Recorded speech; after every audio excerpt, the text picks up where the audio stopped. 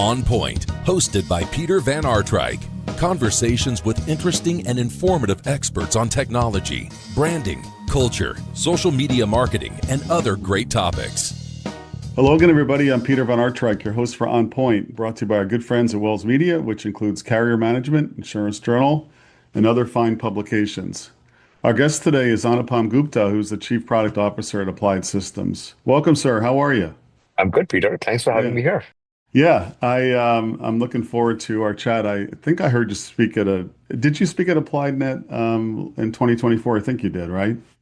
I did. I've been at Yeah, Applied about 3 years, so I've spoken at all three Applied all Nets. three of them. God, time flies. Maybe I was at the first one then. You might have just joined. It's interesting, Peter. I joined in August 22, and Applied Net, as you know, is in October. So Hmm 2 months in, Taylor, our CEO, says, "Hey, come on up, join my keynote, and introduce yourself to the audience." And that was probably about 2 months in. So that was fun. yeah, just 4,000 of your closest friends, right? That's right. Um, That's right. no, it's a very welcoming group, the insurance industry, I find, and it's a good crowd there, and independent agents and all the folks who work hard at the agencies, the processors, the CSRs, the producers, they're good peeps. I've enjoyed them over the years. I learn a ton. I mean, I get my energy from, just interacting with customers, etc. That conference is quite something. The marketing team does a great job. But also, I think the enthusiasm that everyone Hmm has just to learn what's new, how do we use things, share their learnings with others. They're not afraid to speak their mind and really let us know, what we could be doing better. I mean, all that just is fantastic.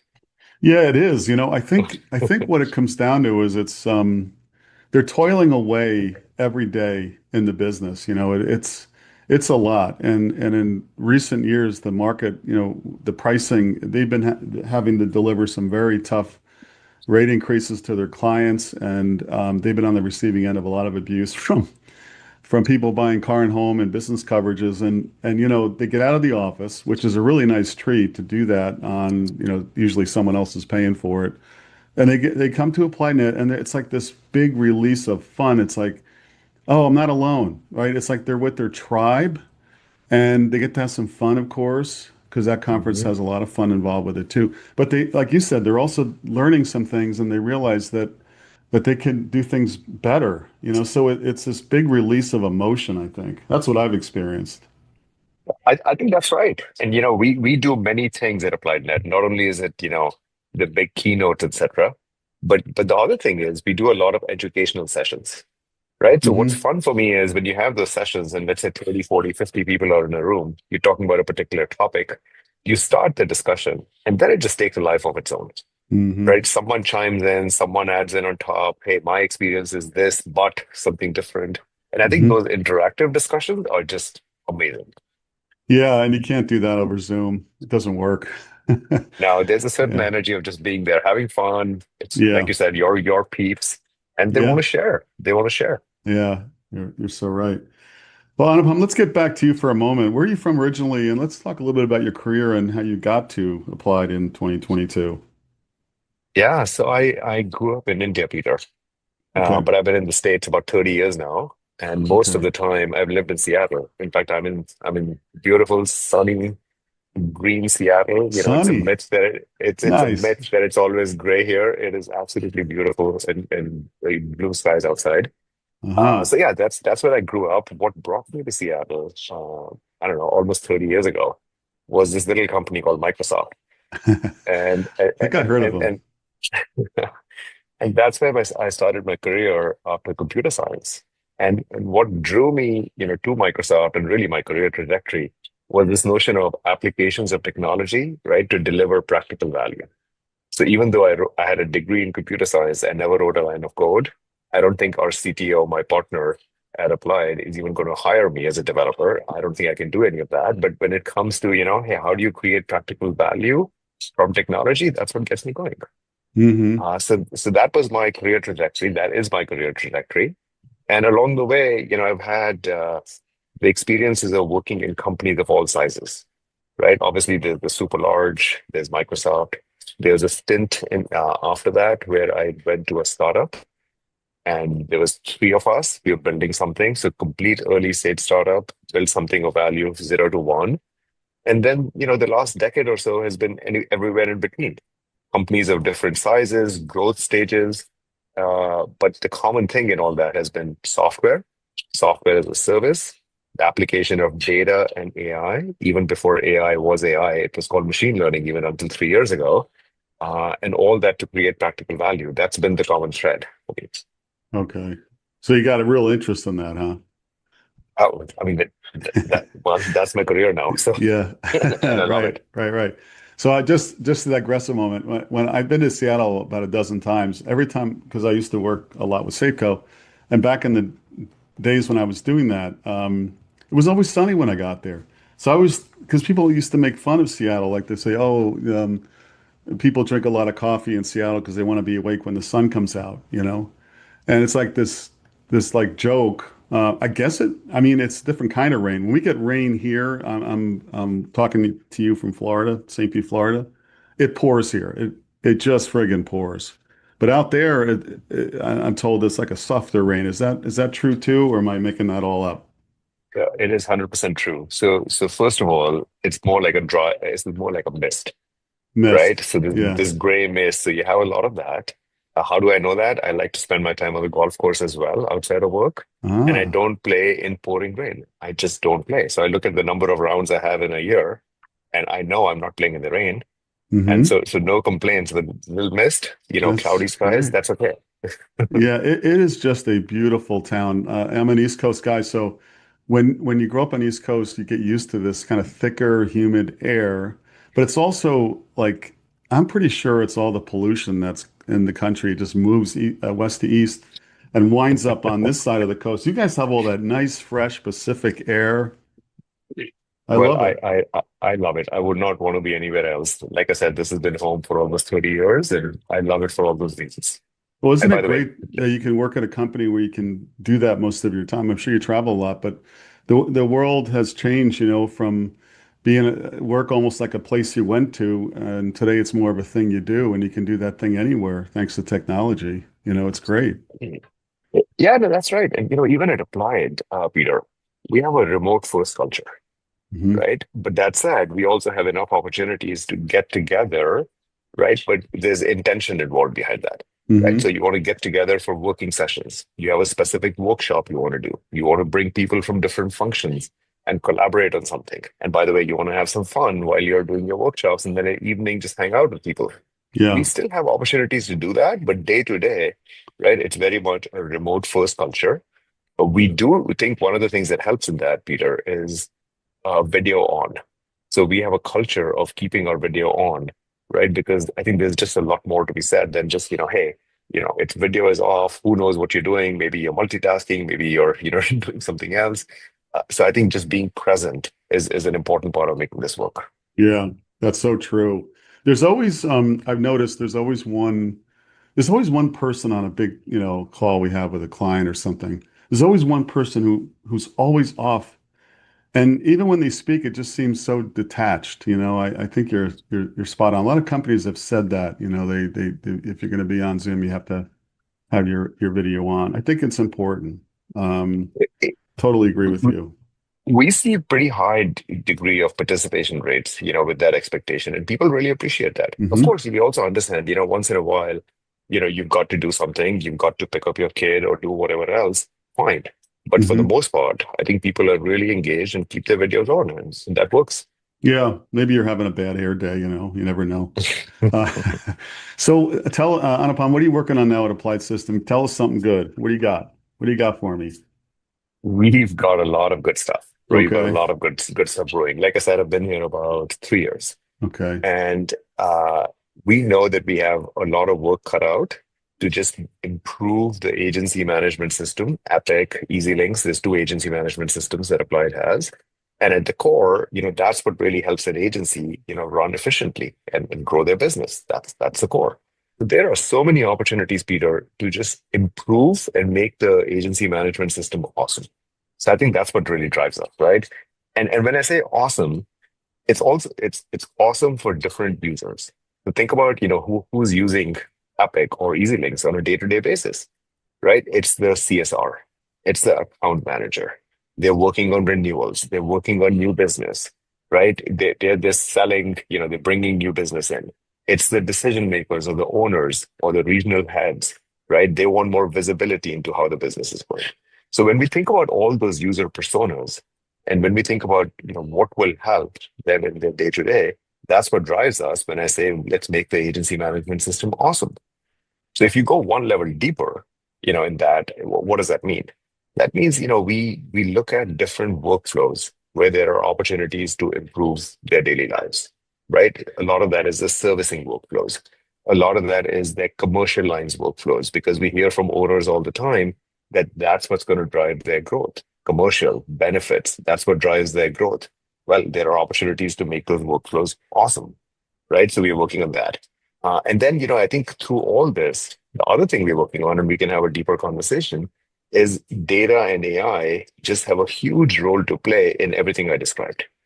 And I think now, especially with AI, every single workflow I talked about, whether it's improving servicing, it's improving commercial lines, there are tangible, practical opportunities, right, for data and AI to help. So I think that's what we are working on. At the end of the day, it's really making the agency management system awesome for different Mhm. users in specific workflows. Yeah, I mean, if you can put awesome and insurance in the same sentence, that's a big that's a big accomplishment. But Oh, yeah, oh, no, I I tell so you, can there's tons of opportunities. We can talk about that, but there's tons of opportunities. Like I said, we yeah. have our work cut out, but this is the kind of stuff that gets me going. Yeah. Okay. So can you be a little more specific in terms of let's talk first about commercial lines. How do you see it getting better? How do you see it getting awesome? What needs to happen in that workflow for new business workflows and renewals Yeah.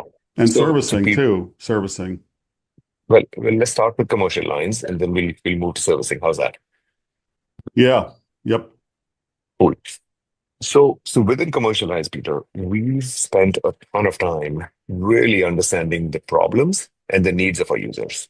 We spent tons of time, visiting them in agencies, talking to different user roles, and I think there's some common patterns that emerge. I think the headline is that the overall process of quoting and submissions, okay, is wildly inefficient. It's just wildly inefficient. So what does that mean? Well, first of all, start with all the forms that you have to fill out, right? Any commercial risk, different policies, you've got obviously your basic forms, you've got all your supplementals, you got to fill all that out. The data from the management system doesn't automatically pre-fill a lot of that today. Then you got to go out to your client. Oftentimes you send them a form, they'll email you back. It goes back and forth, right? There's manual inefficiency because it just takes multiple steps. So that's one problem, right? Just filling out forms is a problem. Second, when you think about getting quotes back, right? Sometimes you get a quote back, via APIs, an instant quote. Sometimes you don't. And if you don't get a quote back, you're back to the manual thing. You're back to filling out a form. You're back to sending that out. So again, inefficiency. So then the other thing that happens is once you send out a form, let's say you're an agent, you send it out to your underwriter. It's kind of like a black box. Sometimes you get a response immediately. Sometimes you have to wait for days. Sometimes they come back and they say, hey, I need more information. There's back and forth that happens. That back and forth might take 2 to 3 weeks on average. Meanwhile, you haven't closed a quote. You haven't bound the policy. You're waiting 2 to 3 weeks. On the carrier side, as we talk to underwriters, they have another problem. They get too many submissions, and oftentimes almost 35% of them might not even be looked at, right? Because they just don't have the time to look at all submissions. So if you look at this entire journey that I talked about in quoting and submissions, right, there is just a ton of inefficiency. So I think that's what we zero in on. So when we say, okay, well, what can technology do to solve that? Well, think about improving their entire journey. Think about, taking data that flows from policy data to forms. Think about client collaboration tools like Indio that can help, a client and an agent work on the same form without the manual back and forth of email. Think about a unified workflow that brings, email submissions and quoting together. Think about future systems in which an underwriter maybe is looking at the same information that an agent has, and they're collaborating, kind of like you can collaborate on a Google document, right? So think about all these steps, and I think technology just has a role to play, and that's a big thing that we're working on right now. Can you talk a little more about the role of Indio? I know you guys made that acquisition a few years back. What does Indio do specifically? Yeah, so India is an awesome, I'll use the word again, when we bought them in 2019, India was one of the market leading forms technologies. So essentially what they did is they digitized, at that time, I think it was 10,000 plus forms. Now I think it's a library of 40,000 plus forms of all types. There's obviously the basic, accord forms, but there's all these supplementals that agencies and carriers use, and they digitize those forms. And behind the scenes, it's a no code platform. And what that means is you can make updates to forms very, very easily without having code written. So for example, think about COVID, right? At COVID time, let's say carriers added, their own questions, new questions. Instead of, having developers now update all those screens in the agency management system, India forms could be updated instantaneously, right? So that's a power. So not only is it digitizing forms, but the other key part of India is that a client and the agent can collaborate to fill out information. So essentially, you have a form, you as an agent send it to the client. The client, works in that form. They type in some information.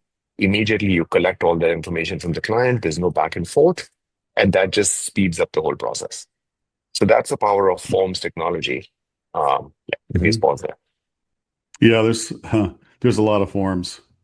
What's interesting is a lot of carriers are asking questions on submissions, supplemental questions that they don't even need. It's very strange. They're just sort of legacy questions that they might ask 10 questions and use two, but it's still a hoop that agents have to jump through. So anything that can be easier there is great. Well, one of the things we're doing just on that, as we think about the future, is kind of this taxonomy, this common taxonomy, right, of all the fields that are in different forms. And imagine if you're able to mark which one is a mandatory field and which one is an optional field. Hmm. Imagine if you knew that for 100 fields in a form, and let's say 20 of them are mandatory. Okay, great. Well, that's a speed pass. So now agents, if you just fill out the 20 forms or 20 fields, maybe you can get a quote back quickly from the carrier, and that just speeds up the whole process that I talked about. So I think there's things like that that we can do on top of the core forms platform to just address some very practical challenges in this journey. Okay. So can you talk a little about what you're doing with AI? Because if you think about there's a lot of hype out there about it. There's a lot of insurtechs who say they're using it in different ways and so forth. If you believe all that's said and written about it, you feel like it's going to cause a leapfrogging of some technology, frankly, like agency management systems. Are there things with AI that you look at and say, wow, that'll completely eliminate things we're doing, like the coin of phrase, a cliche, game changing. So how do you keep up with it? How do you know that the changes you're describing that I think you guys call it a digital round trip of insurance, that you don't get leapfrogged by some of the technology out there? Yeah. So first of all, just AI as a technology, we are convinced that it's no more just hype. That this is real. This is here to stay. This is here to add game-changing value in very practical ways. So it's not hype.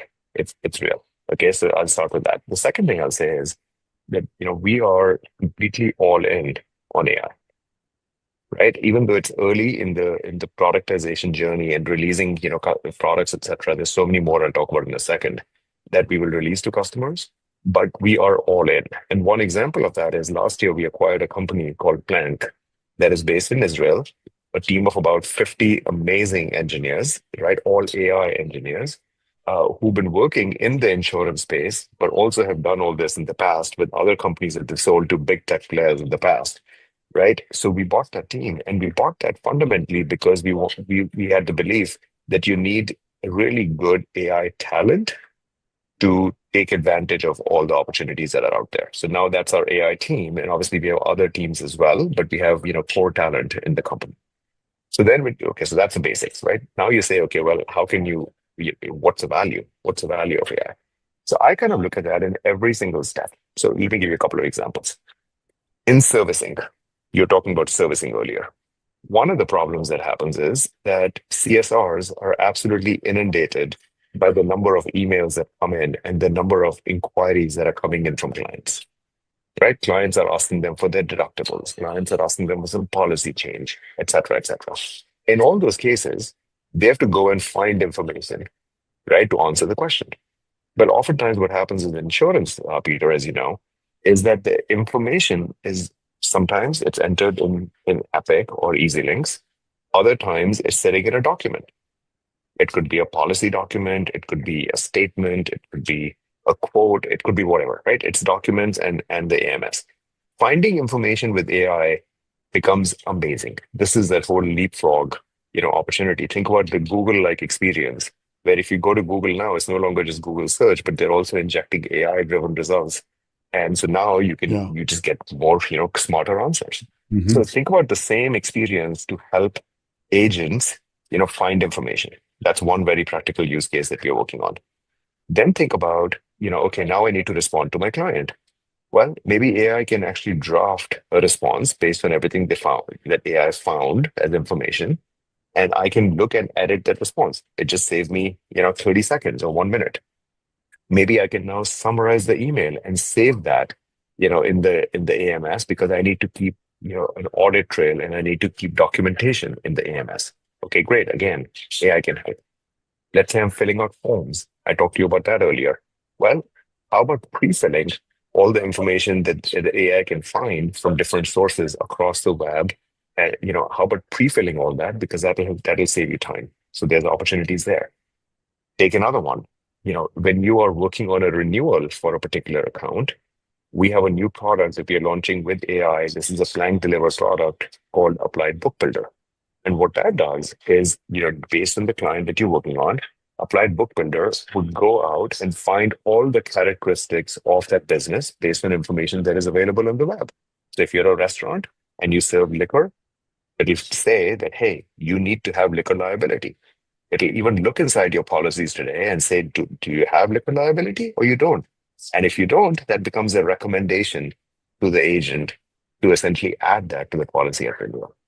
So in all these examples I'm giving you, from servicing to renewals, to document processing, there are so many opportunities that AI can add practical value.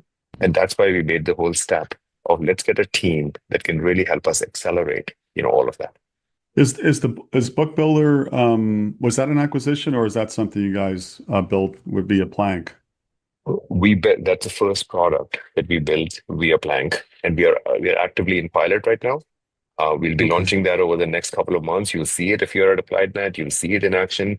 The feedback we're getting is fantastic because Mm-hmm. today, think about what those account managers have to do. Unless they are an experienced account manager and they know the account inside and out, okay? Otherwise, they have to go out and research about that account on the web and then really figure out, through hundreds of pages of policy documents, if a certain coverage exists or not, and AI can help in all that. So we are seeing very tangible value in the renewals process, and we're also seeing customers ask us, "Hey, can I also get that for prospecting? Because when I go and talk to a new business now, right, I'd love to know everything about the business where I can have an intelligent conversation, right, with that prospect." So I think Book Builder addresses both renewals and prospecting, and you'll see it in action at AppliedNet. That's really cool. In my long insurance communications career, one thread, there's many threads, but one that you bring to mind is that a lot of American families and businesses are underinsured. They may be overinsured in some places, but largely underinsured. And it might not be that they absolutely need something, but things like cyber, liquor liability to me seem kind of important. And a lot of agents need help. If mainly it's a time thing, but they need help in understanding what they should offer to customers. So like you said, that recommendation. That sounds very useful because the customer may not buy it, but I know from my research, doing discussion groups and quantitative research, that consumers, business owners really appreciate the ask. Like, thank you for, I hadn't thought of that. It's risk management. Like, okay, I could buy these 6 additional policies beyond my Bob policy, but which ones do I really need? And then you can have a discussion that's meaningful to the client. So I think that's great. The other thing that you remind me of is that people hate as consumers, you call whatever, United Airlines, or you call credit card or whatever, and they repeatedly ask you for information they have. Now, part of it's security, but when we repeatedly ask people like, what's your address and what's this and what's your policy number, stuff that honestly, we got to get past that. I think this kind of thing where you're pre-filling and you know more and more about the customer will be of value to the customer. So that's good Right, stuff. right. Absolutely. And by the way, those stories that you're talking about, Hmm. where you can have an intelligent conversation with the business owner, that's exactly what we are seeing in our pilots, Hmm. right? There was, in one case, I think it was a family business, and there was a recommendation made to get D&O insurance, right? Directors and Hmm. officers, Yep. liability insurance. And at least the account manager could have a conversation, and then, they could determine that, hey, maybe I don't need that because I'm a family-owned business. But the client, the owner in this case, really appreciated the conversation, to your point. And we are Yeah. hearing so many more stories like that. It's also an E&O thing for the agency to be able to just address any E&O gaps. That seems to be valuable for the agencies as well.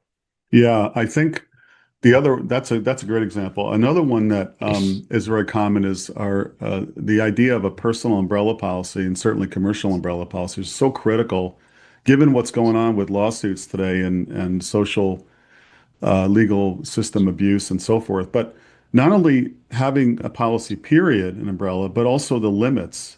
Discussion around that is critical because even if you're not like the DNO wouldn't have been appropriate, but maybe that family business they serve on volunteer boards, and that those volunteer organizations may or may not have DNO to protect them, but an umbrella could step in. So there's so many things that happen in our life where if you had a chance, and the other thing I will say, in my experience, is a lot of agents just rinse and repeat what the customer may have had. So if it's a new business opportunity, the chance to talk about what they really need, forget about what you had now.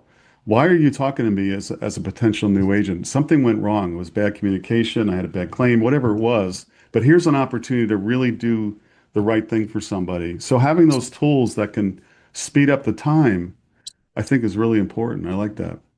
100%. And one of the things that we've learned in this, Peter, on top of that, right, that building trust with AI is really important, right, for Mm. the agent. So when we give them a recommendation, the other thing that we're really liking is that we answer the why.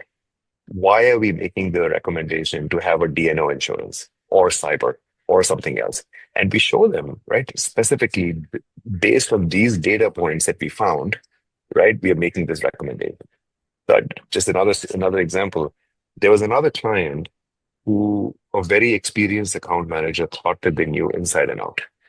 And it's book builder in this case made a recommendation for railroad coverage. And they were like, well, I don't need it. I don't need this. This doesn't make any sense. And then sure enough, there was a why, and there was a link to their website, which sure enough listed railroad coverage that the account manager didn't know about. And this is the whole thing about things change. So you might Hmm. think that you know the client, but what happens if suddenly something changed? AI can find the up-to-date information and build trust by showing you a link to exactly where that is coming from. That's awesome.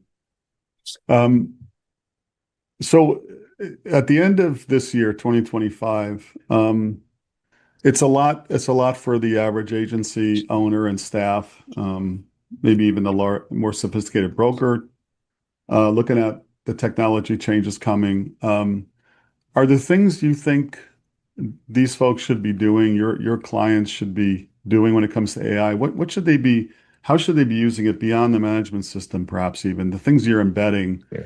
Um, what could they be experimenting with? And all the noise, what do you Yeah. recommend that they do? Because I'm sure you've done that yourself. You're a curious guy. You're looking at stuff, all right, and it's cool. But if you look at the constituents, what about them? Yeah. So let me just start out with me as an individual and our users as individuals. Let's just start out with that. And then we'll come to more insurance specific use cases. First of all, I think in everything I do on a day-to-day basis, I'm finding myself use AI more and more.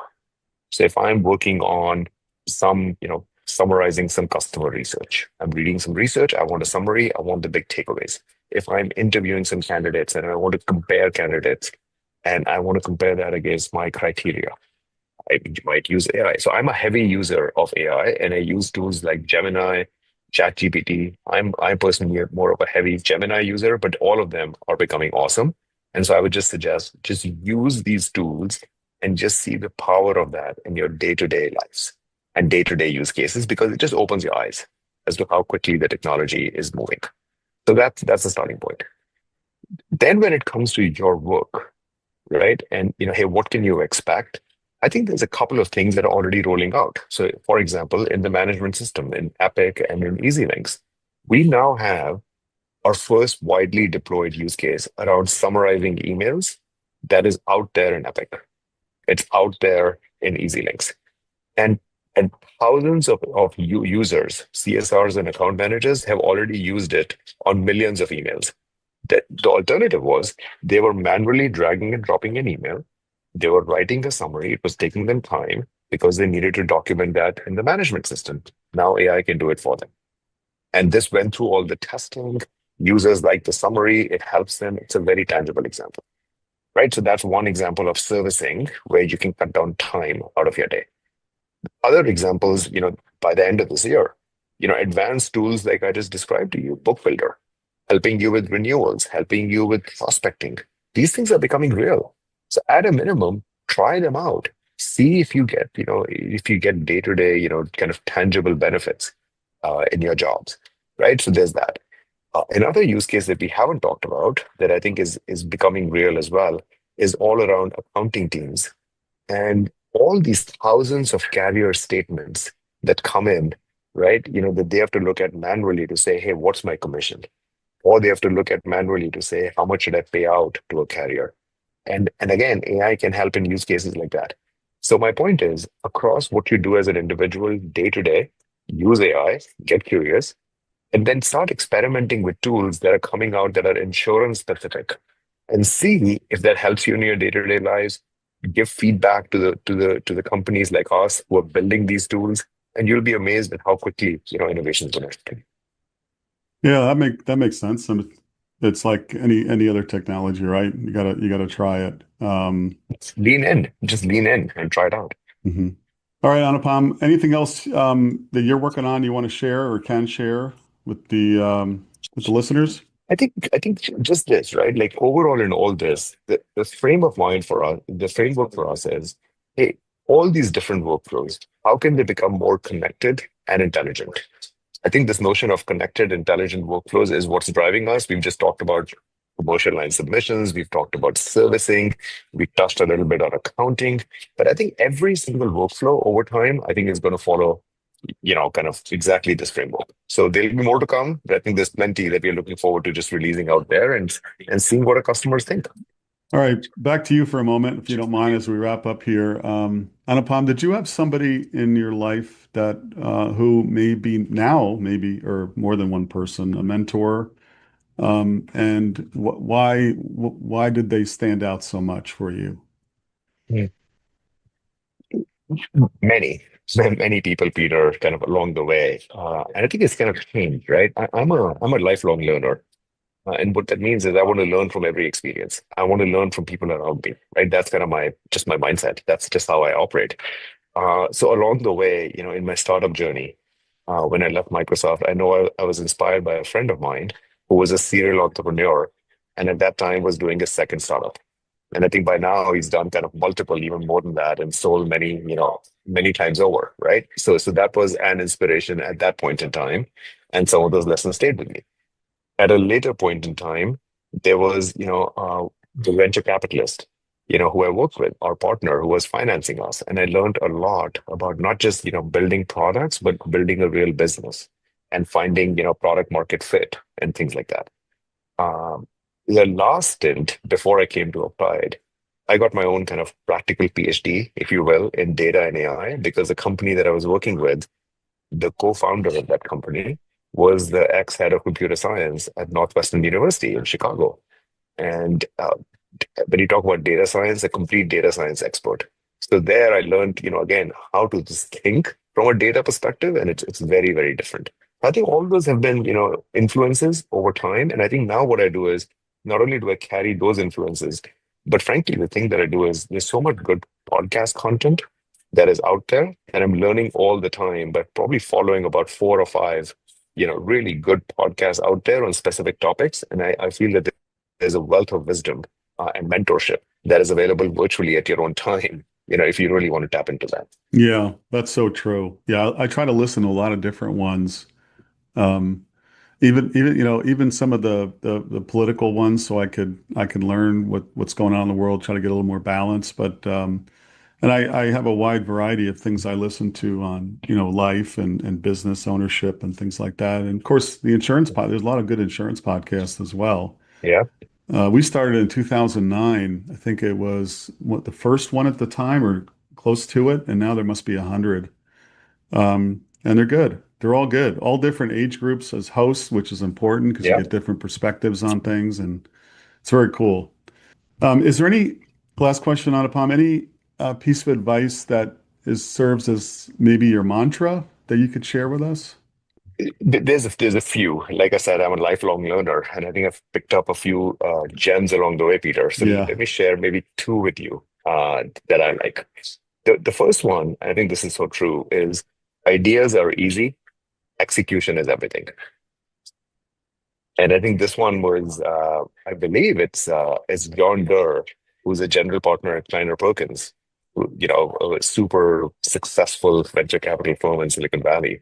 Ideas are easy, execution is everything, and that just speaks to me. Yeah. So that's one, and then the second one is actually from where I started my career, Microsoft. Satya Nadella, who's the CEO from there of Microsoft, as we all know, he has this thing around don't be a know-it-all, but be a learn it all. And I think I just love that, right? Because there's so many times you come across people who think that they know everything, they're not that curious. But hey, if you really have that learning mindset, you dig in, you ask the right questions, you want to learn from people around you. I mean, that's me. So anyway, those two I think are quote unquote my mantras. Yeah, that's great. Yeah. Nobody has all the answers, right? No. Um, but some of us try to put on airs that they do have an answers. It's nobody has all the answers. We all put our shoes on the same way. It's you can learn a lot from each other. So I like that. Those are great. I like that. Both of those say a lot to me. Um, and I could this may be a further extension of your first one about ideas versus execution. But a lot of people, I'm sure you ran into this in big companies, certainly Microsoft, Applied's a big company too. There are a lot of people with ideas, and there's a lot of people who like to talk. Listen, I have no idea if this is your experience at your two companies, but in my experience in the corporate world, there's more people that feel comfortable talking but man, when it comes down to brass tacks, what are we going to do with all these great ideas, guys? I mean, at some point we got to do something, right? We can't just talk. And it's so hard to execute sometimes. Think of all the things that could go wrong, and it's risky. Um, but there's experimentation is one way you get better. I mean, failure is a good thing as long as you learn from it. Well, that's right. Like, when you talk about innovation, and maybe we can end on that note, when we talk about innovation, it's not just about the idea. I think the idea is important. What the why behind it is important, right? Hmm. But then how do you really bring that to life? How do you work with your customers? How do you really hone it? How do you really iterate? How do you learn quickly? Right? All those things matter. And I think that's what comes down to execution. So just the fact that you had this brilliant idea is not going to bring it to life. Hmm. Yeah, very true. All right. Well, thank you so much for being with us, and I look forward to seeing you at AppliedNet. Well, thank you for having me. Enjoyed the Okay. conversation, Peter, and I'll see you soon. This has been On Point with Peter Van Artryk, a podcast presentation of Wells Media Group.